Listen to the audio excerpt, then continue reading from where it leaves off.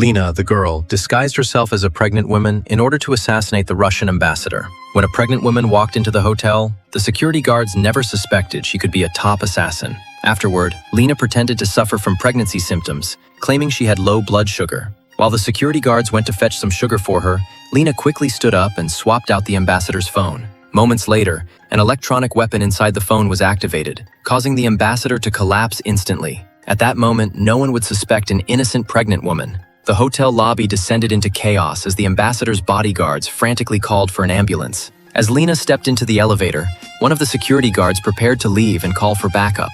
Lena's actions made the guards suspicious. Then, the two engaged in a fierce fight inside the elevator, battling their way from the lower floors to the top. In the tight space, Lena struggled to use her full strength. In the final moments, she managed to overpower the guard, snatch his gun, and rush out. Following her escape route, Lena descended through the employee's stairwell.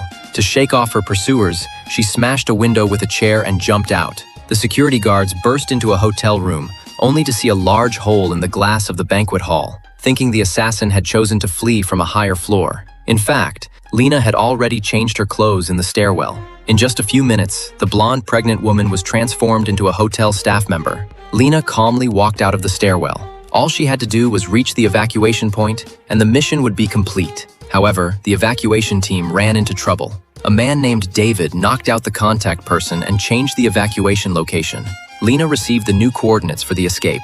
After getting off at the subway station, she changed outfits again. In a blind spot of the escalator cameras, she swiftly altered her appearance. Meanwhile, David reached the new evacuation point. He took a stroller out of his backpack and intentionally crashed into the response vehicle. As the driver got out to check, David acted swiftly, parking the vehicle in the designated spot to wait for Lena.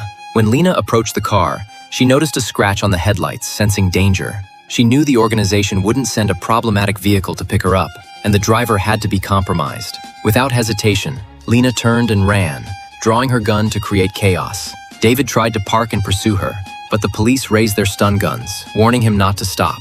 David had no choice but to leave. The next morning, David cleaned the car to erase all traces.